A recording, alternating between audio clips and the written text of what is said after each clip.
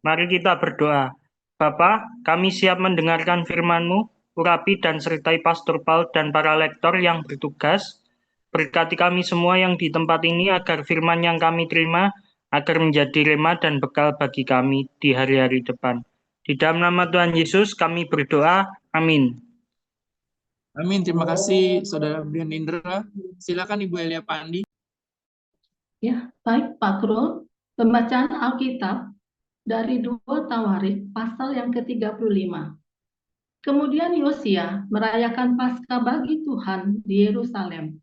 Domba Paskah disembelih pada tanggal 14 bulan yang pertama. Ia menetapkan tugas para imam dan mendorong mereka menunaikan tugas jabatannya dalam rumah Tuhan. Berkatalah ia kepada orang-orang Lewi yang adalah pengajar seluruh Israel dan orang-orang kudus Tuhan. Tempatkanlah tabut kudus itu di dalam rumah yang telah didirikan Salomo bin Daud, Raja Israel. Tidak usah lagi kamu mengusungnya. Sekarang layanilah Tuhan Allahmu dan Israel umatnya. Bersiaplah menurut puak-puakmu dan menurut rombonganmu, sebagaimana yang dituliskan Daud, Raja Israel, dan Salomo, anaknya. Berdirilah di halaman tempat kudus menurut golongan puak saudara-saudaramu yang lain, yakni kaum awam, dengan satu rombongan puak orang Lewi untuk tiap golongan saudara-saudaramu itu. Sembelilah domba Paskah, kuduskanlah dirimu, dan adakanlah persiapan bagi saudara-saudaramu, supaya dilakukan apa yang difirmankan Tuhan dengan perantaraan Musa. Yosia menyumbangkan kepada kaum awam sejumlah 30.000 ekor kambing domba, yakni domba-domba dan kambing-kambing jantan yang muda, semuanya sebagai korban Paskah bagi semua orang yang hadir. Selain itu, disumbangkannya 3.000 ekor lembu. Semuanya itu dari harta milik raja. Juga para panglimanya memberi sumbangan sukarela kepada rakyat, para imam, dan orang-orang Lewi. Kemudian Hilkiah, Zakaria, dan Yehiel, para pemuka rumah Allah, memberi kepada para imam 2.600 ekor kambing domba sebagai korban Paskah, dan selain itu 300 ekor lembu. Lalu Kononya dan kedua saudaranya, Semaya dan Netaneel, serta Hazabia, Yeiel, dan Yozabat, para pemimpin orang-orang Lewi, menyumbangkan kepada orang-orang Lewi 5.000 ekor kambing domba sebagai korban Paskah, dan selain itu 500 ekor lembu. Setelah upacara ibadah disiapkan, berdirilah para imam pada tempatnya dan orang-orang Lewi menurut rombongannya sesuai dengan perintah raja. Maka disembelihlah domba Paskah dan para imam menyiramkan darah yang mereka terima dari orang-orang Lewi, sedang orang-orang Lewi menguliti domba itu. Tetapi mereka memisahkan korban bakaran untuk diserahkan kepada kaum awam menurut golongan puak mereka, supaya dipersembahkan kepada Tuhan, sebagaimana tertulis dalam kitab Musa. Demikian pula dilakukan mereka dengan lembu-lembu.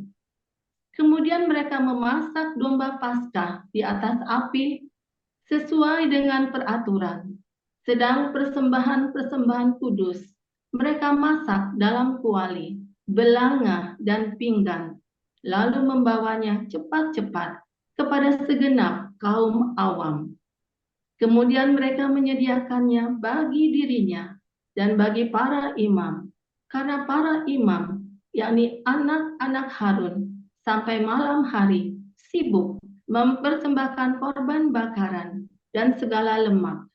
Oleh sebab itu, orang-orang Lewi menyediakannya bagi dirinya dan bagi para imam, yakni anak-anak Harun. Para penyanyi yakni Bani Asaf, ada pada tempat mereka sesuai dengan perintah Daud, Asaf, Heman, dan Yedutun, pelihat raja itu. Juga para penunggu pintu gerbang ada pada tiap-tiap pintu gerbang. Mereka tidak usah meninggalkan tugas mereka, karena saudara-saudara mereka, orang-orang Lewi, menyediakannya untuk mereka. Demikianlah seluruh upacara ibadah bagi Tuhan disiapkan pada hari itu untuk merayakan Paskah dan untuk mempersembahkan korban bakaran di atas mezbah Tuhan sesuai dengan perintah Raja Yosia. Pada waktu itu, orang Israel yang hadir di situ merayakan Paskah dan hari raya roti tidak beragi selama 7 hari. Paskah semacam itu tidak pernah lagi dirayakan di Israel sejak Nabi Samuel.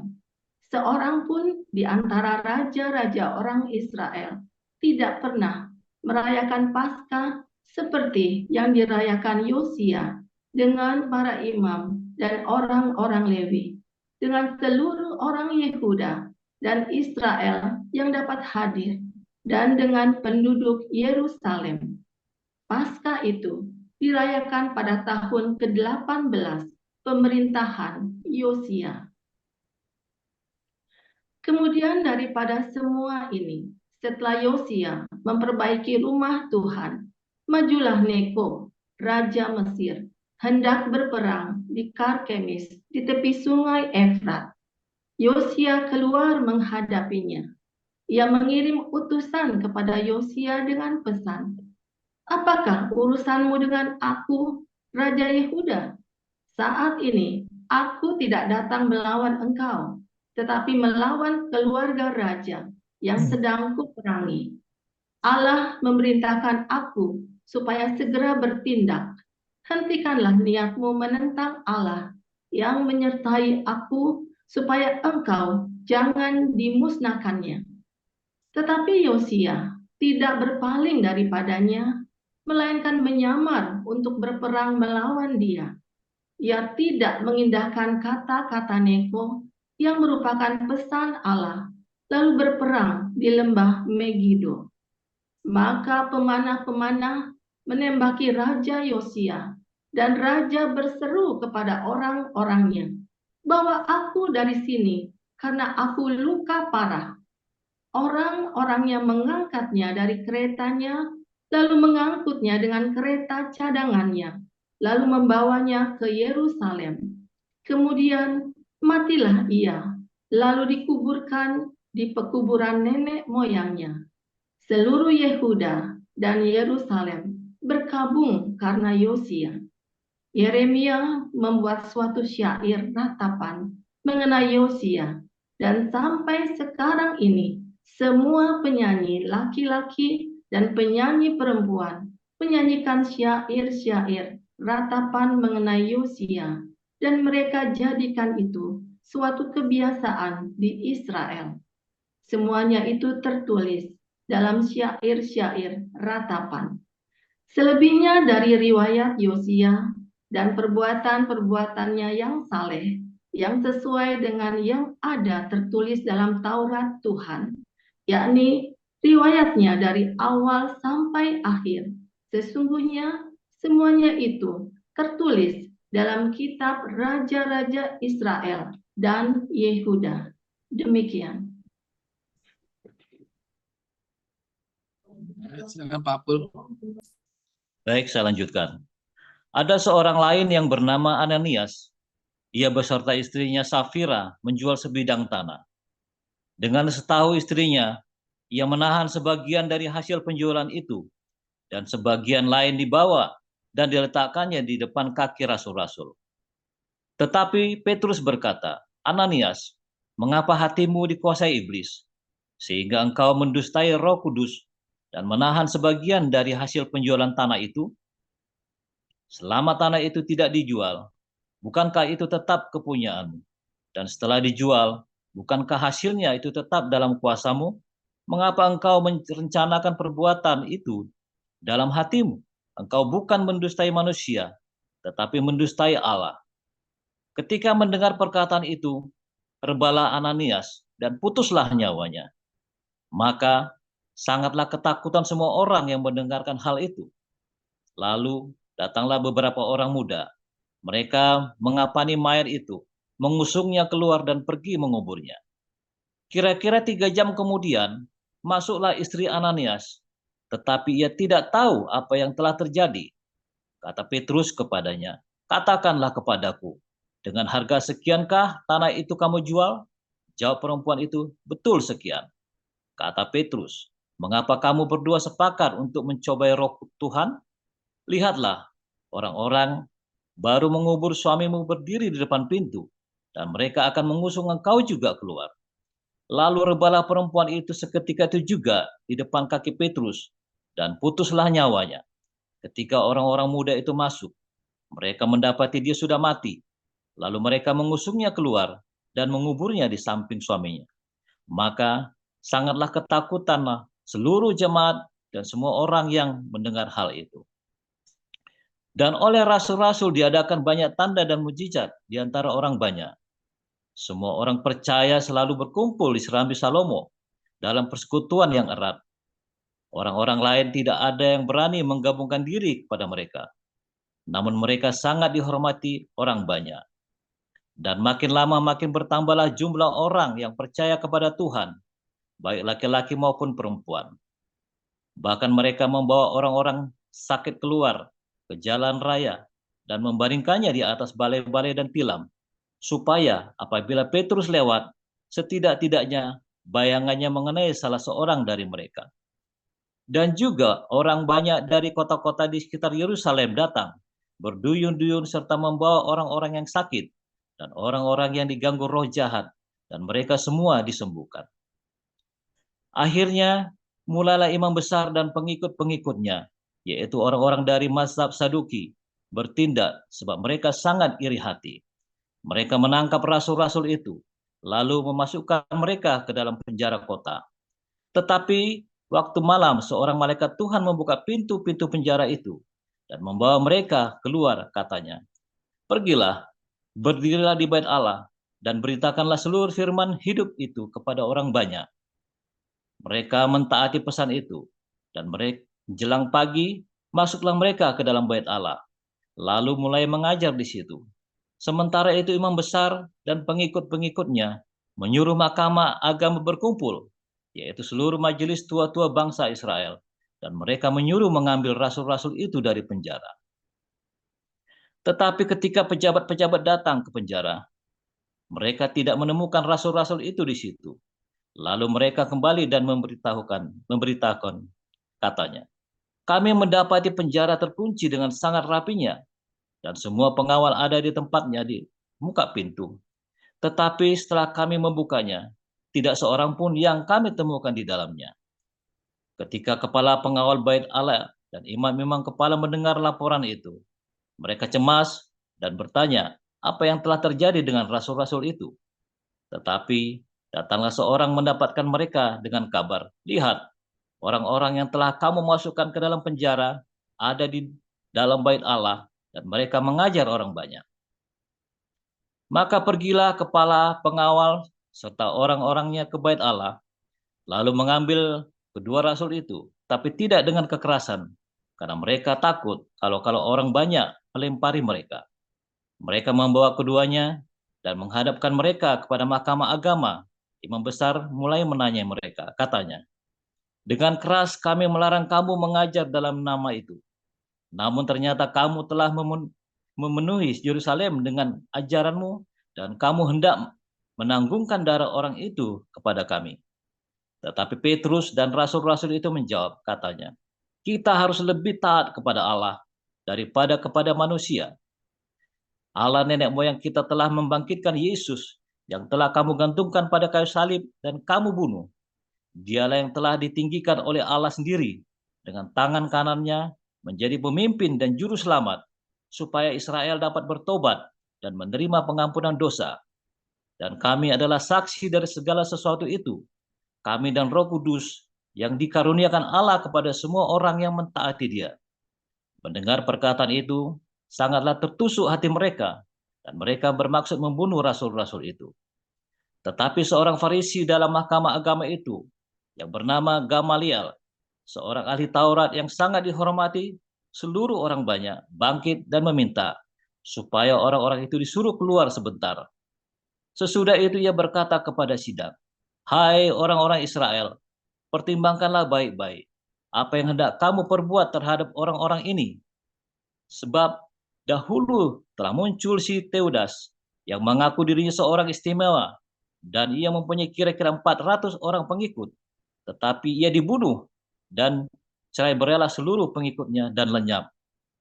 Sesudah dia, pada waktu pendaftaran penduduk, muncullah si Yudas, orang Galilea, yang menyeret banyak orang dalam pemberontakannya, tetapi ia juga tewas dan cerai berailah seluruh pengikutnya. Karena itu aku berkata kepadamu, janganlah bertindak terhadap orang-orang ini. Biarkanlah mereka, sebab jika maksud dan perbuatan mereka berasal dari manusia, tentu akan lenyap. Tetapi kalau berasal dari Allah, kamu tidak akan dapat melenyapkan orang-orang ini. Mungkin ternyata juga nanti bahwa kamu melawan Allah, nasihat itu diterima. Mereka memanggil rasul-rasul itu, lalu menyesal mereka dan melarang mereka mengajar dalam nama Yesus. Sudah itu mereka dilepaskan. Rasul-rasul itu meninggalkan sidang mahkamah agama dengan gembira karena mereka telah dianggap layak menderita penghinaan oleh karena nama Yesus. Dan setiap hari mereka melanjutkan pengajaran mereka di bait Allah dan di rumah-rumah orang dan memberitakan Injil tentang Yesus yang adalah Mesias. Demikian firman Tuhan.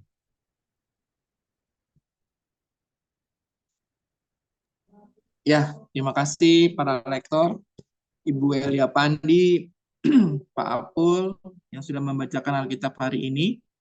Baik, kita akan memasuki renungan firman Tuhan yang akan dibawakan oleh gembala kita, Pastor Dr. Joseph Paujang, dengan judul Menghalangi Pesan Tuhan. Silakan, Pastor. Haleluya, luar biasa. Firman Tuhan selalu baru setiap hari. Ketika kita menanti-nantikan Tuhan dengan penuh cinta, dengan penuh pengharapan, dengan penuh sukacita, selalu berbuat baik. Jangan lupa berbuat baik setiap hari, saudara ya. Saudara, kita ada kelas baru, kelas profetik baru, saudara ya. Setiap hari Senin via Zoom ya. Dan juga kalau mau datang ke kantor tiap hari Rabu jam 7:30 Bible studinya kita jadikan kelas profetik ya.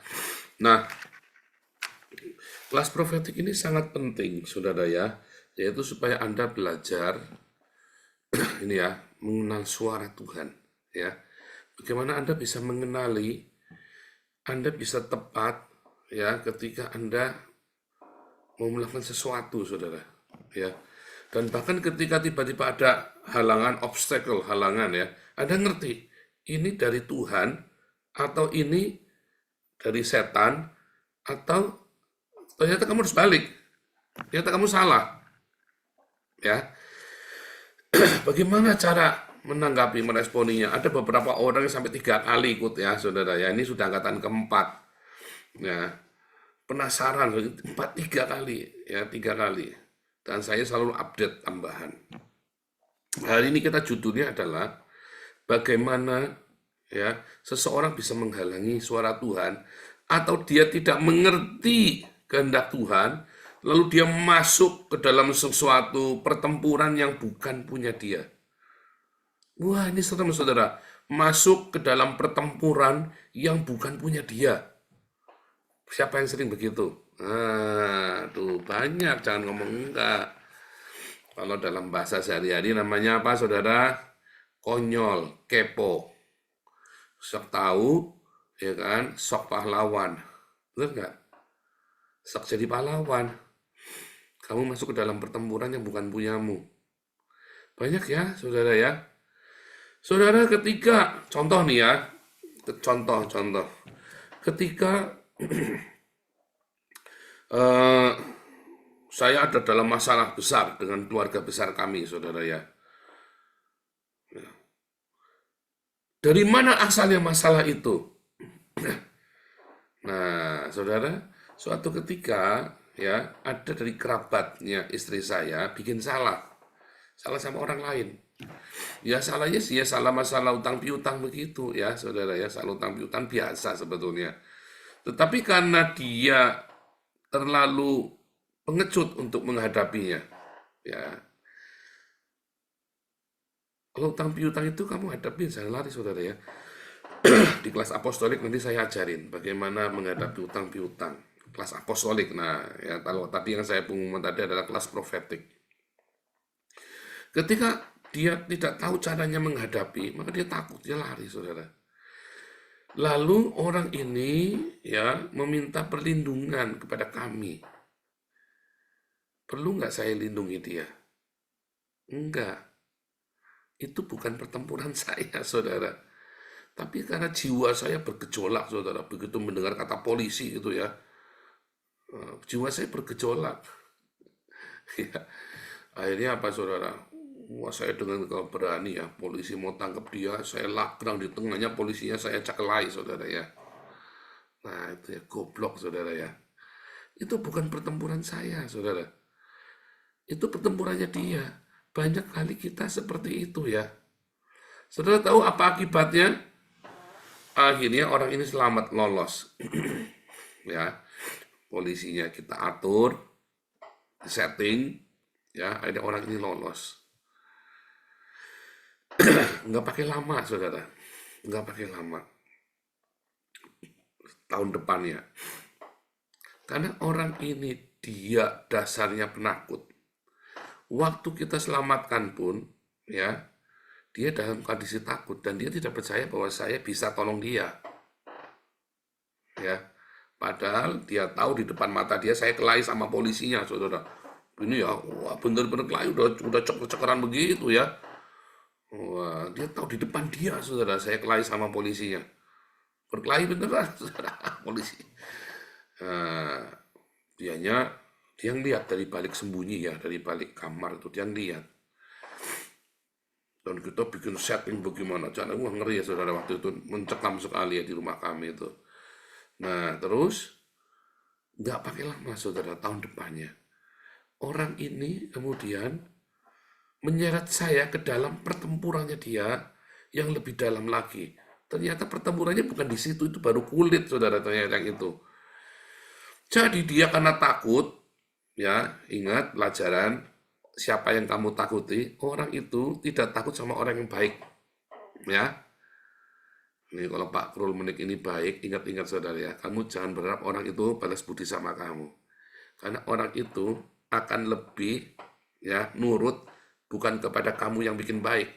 Dia akan nurut kepada siapa yang bisa mengintimidasi dia, yang nakut-nakutin dia. Ya, ingat-ingat saya ngomong ini ya, saya sudah katam yang begini nih.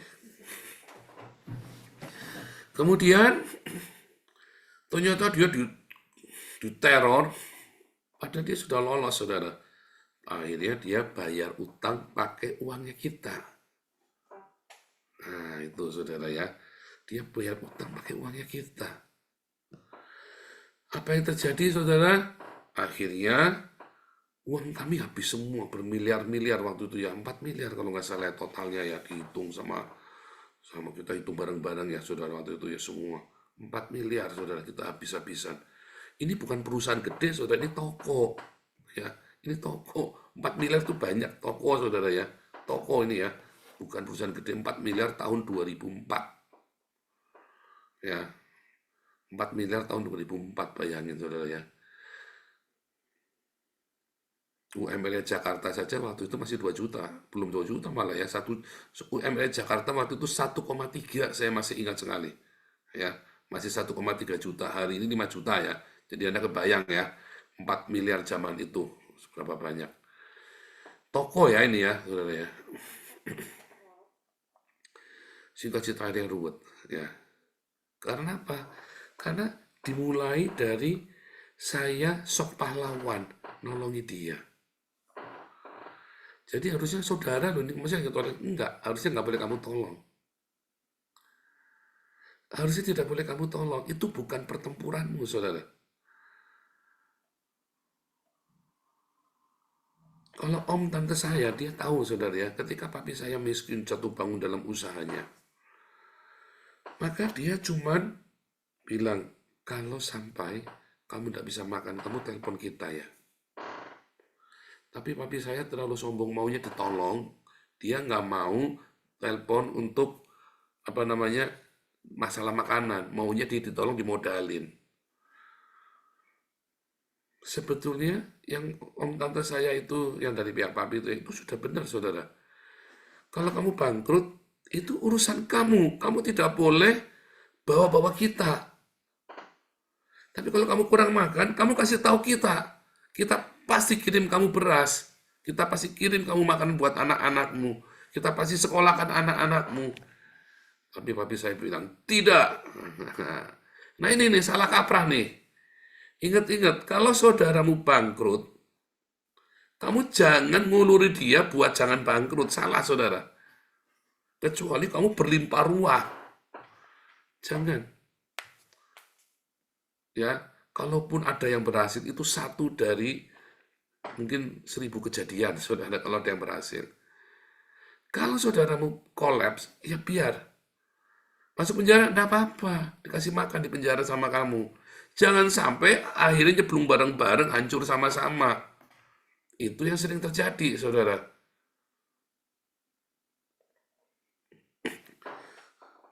Kamu sendiri punya keluarga, kamu lagi kerekelan, saudaramu akhirnya nyusahin kamu. Minta uang tiap hari buat bayar utang, karena ketakutan. Biarkan masuk penjara. Ya, malu? Enggak malu. Karena penjara di Indonesia ini ngaco, saudara ya. Jadi biarkan masuk penjara, dikongkosin, anaknya jangan sampai keleleran. Yang penting di penjara itu ada uang, ada makanan enak. Di penjara dia belajar, dikasih tahu. Kalau dasarnya dia mentalnya bagus, ya dia akan benar. Kalau dasarnya mentalnya nggak bagus, ya dia akan makan narkoba, apa segala macam. Ya sudah, berarti dia memang layak untuk hidup benar. Kalau kamu sama-sama bangkrut, akhirnya kamu sama-sama masuk penjara. Saya sering masuk ke pertempuran yang bukan punya saya. Ya, sok pahlawan. Nah, itu namanya sok pahlawan ya. Dari situ saya belajar, ya, mengapa seringkali Tuhan, ketika saya mau bikin sesuatu ya, dia ada malaikat Tuhan melakgerang di depan saya. Nah ini, malaikat Tuhan itu apa? Nah, kan? Itu nanti di kelas profetik. Tapi ada malaikat Tuhan, dia melakgerang di depan saya, sehingga saya jengkel, nggak bisa terus, saudara ya. Nah, belakangan setelah saya menyadari tahun 2014 ya, maka saya mulai ya. Jadi begitu saya ada malaikat Tuhan, itu sifat sok pahlawan ini ada di dalam saya, mendarah daging, saudara. Karena itu tadi ya, Anda nyalain saya boleh, tapi ini nyataannya. Sifat sok pahlawan, suka nolong orang, apa segala macam ya, itu mendarah daging dalam hidup saya. Kalau ada orang, ya ingat Kace dulu ya, Kace yang masuk penjara, saya yang puyeng, saudara ya, yang difitnah sama Saifuddin habis-habisan itu ya, sama Yosua Tewu, saya ini kan bener kan, sama Yosua Tewu sama Saifuddin itu. Padahal kan kita nggak usah ikut-ikut juga nggak masalah kan, ya kan? Emang siapa dia, siapa saya?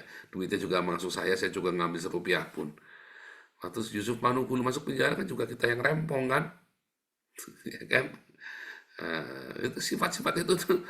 Nah, tetapi sekarang saya mengerti sejauh mana kita boleh masuk dalam pertempuran itu, saudara.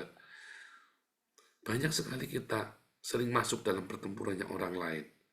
Dan kamu belajar di kelas-kelas kita ya, dia belajar tiap hari di embun pagi, sampai sejauh mana. Ya makanya tiap hari saya ajari kamu, ya, kasih tiap hari, sedekah adikmu, saudaramu. Kamu jangan ngasih uang saya sebelum kamu tolong orang tuamu. Sesusah apapun saya kamu lihat, orang tuamu kamu beresin dulu. Kalau orang tuamu sudah cukup, tidak perlu apa-apa, kamu tolong orang lain. Termasuk kirim uang ke saya boleh dengan senang hati. Malah harus kamu, nanti diberkati. Tapi kalau orang tuamu kamu lagi susah, jangan sok-sok ngirim uang ke saya. Serius, saudara. Saya bukan sombong, saya di sini sampai jadi supir taksi, ya bukan. Tapi itulah aturannya. Itu aturan kerajaan sorga. Pertempuran saya ini belum menjadi pertempuranmu. Kecuali kamu hidup dalam kelimpahan, kamu tahu hidup saya punya pertempuran, ya saya berdoa sama Tuhan, kamu disuruh Tuhan. Nah ini lagi nih, dari mana kamu tahu disuruh Tuhan? Untuk masuk dalam pertempurannya saya. Contoh, ini tiap hari saya bilang nih ya, ayo kita mau kasih makan orang miskin di Indonesia, saya himbau, ayo ikut semua. Itu kan pertempuran saya. Tetapi ini menjadi pertempuranmu. Mengapa?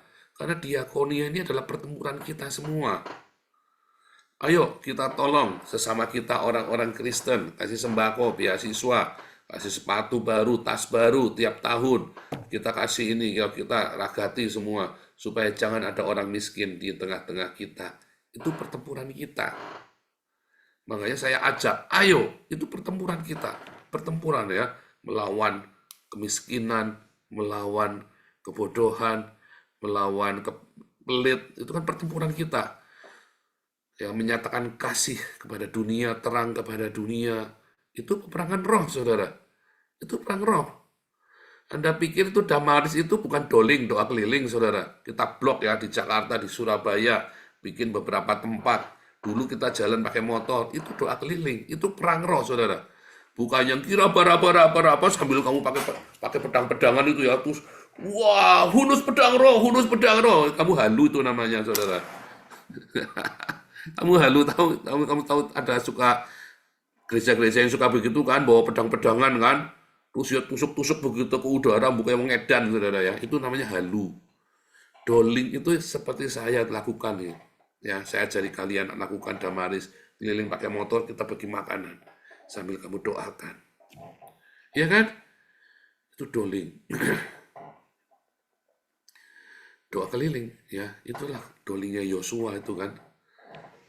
Terus makanya, tapi kita kurang kuat. Makanya saya bilang harusnya semua gereja kasih begitu. Makanya di dalam perjanjian baru tidak ada doling kayak Yosua, nggak ada, saudara. Kamu tidak akan temu. Adanya apa? Diakonia, dia keliling kota dengan cara diakonia. Ya kan? Tahu bedanya? Ya kan? Dengan sedekah kan, dengan kasih makan. Nah, tetapi ada masalah yang bukan masalahmu. Ya, misalnya ketika saya lagi cerita, saya lagi kesaksian, itu bukan masalahmu, saudara. Masalah saya. Tetapi ada orang yang dia digerakkan Tuhan, kamu masuk dalam masalahnya Paul. Nah, itu masalahmu. Menjadi masalahmu, kamu ambil alih. Tetapi kamu itu biasanya digerakkan oleh Tuhan dulu. Kalau kamu digerakkan oleh Tuhan, kamu tidak usah takut. Sama seperti janda di Sarfat. Ya, Elia datang, kamu bikin itu tepung, kamu tutup minyak. Bikinkan buat aku, nanti tepung dan minyak tidak habis-habis. Janda di Sarfat ini bukan orang kaya loh, saudara. Bukan raja, bukan pedagang. Ya, seperti perempuan yang ini ya, yang anaknya dibilang kamu nanti punya anak, lalu dia punya anak, anaknya malah mati, itu ya, didoakan sama Elia ya. Nah, beda dengan itu orang kaya, ya, itu memang orang kaya yang memelihara Nabi Elia ya. Ini janda di Sarfat ini bukan orang kaya, saudara. Tetapi dia menjadikan pertempurannya Elia menjadi pertempurannya dia. Karena Tuhan suruh. Dan maka ada mujizat tiap hari. Ya, ada mujizat tiap hari. Karena dia suruh, karena dia taat sama Tuhan. Nah, di kelas profetik itu saya ajarin. Yang mana suara Tuhan, yang mana bukan suara Tuhan, yang mana emosimu, yang mana itu adalah dari Tuhan. Yang lebih detail lagi. Nah, setiap hari, tapi pesan saya pagi ini, jangan jadikan pertempuran orang lain itu menjadi pertempuranmu. Sehingga kamu tidak tahu bahwa ternyata kayak tadi cerita saya ya, kerabatnya anak, omnya anak ini, ternyata sebenarnya Tuhan mau omnya anak itu dikasih pelajaran. Karena dia sudah berkali-kali bandel, saudara. Dan dia lari selalu lari. Dan dia mengulangi kesalahan itu berkali-kali. Bandel. Nah, saya melagrang, saya ini hamba Tuhan loh, saudara. Saya sudah pendeta waktu itu ya. Saya pikir kan kasihan ini kan. Nah itu persis seperti Raja Yosia tadi, ya kan? Itu kan pertempurannya Firaun Neko dengan raja-raja Syria, dengan raja-raja Syria kan. Tetapi ini ikut-ikut belagu, saudara ya. Padahal Firaun Neko itu disuruh Tuhan untuk memerangi raja-raja Syria yang sudah mengalahkan Israel. Ya kan? Malah sama Yehuda diikutin. Nah itu bukan pertempurannya dia. Yang dia mau ikut-ikutan. Entah apa, entah sok. Biasanya kenapa? Karena sombong. Ya karena keangkuhan kita. Sok kepo. Ya, kitanya sok pahlawan. Jangan pernah ingin jadi juru selamat, saudara. Juru selamat kita Tuhan Yesus. Ya, jangan pernah ingin jadi juru selamat. Juru selamat kita itu Tuhan Yesus.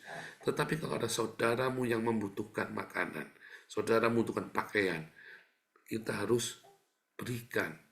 Tapi bukan berarti nolongin dia sampai kamu itu hancur. Bukan seperti itu. Itu bukan ajaran Tuhan Yesus. Ya. Nah, tapi kalau ada orang yang sedang melakukan itu, jangan kamu melagrang di depannya. Kalau kamu melagrang di depannya, itu semua masalah-masalah dia akan jadi masalahmu loh, saudara. Dan kamu gak siap. Ya. Jangan kamu melagrang. Kalau ada orang sedang melakukan pekerjaan Tuhan, kamu jangan melagrang di depannya. Semua orang kutukannya orang kepada dia akan menimpa kamu. Karena kamu melagrang di depannya, mau nyampuri urusannya. Bahkan kamu menyerang orang-orang ini yang lagi membawa pesan Tuhan ini. Ya kan? Sebenarnya Gilbert kan, Saifuddin, Yosua Tehu, akhirnya semua kutukan orang ke saya itu kena mereka semua.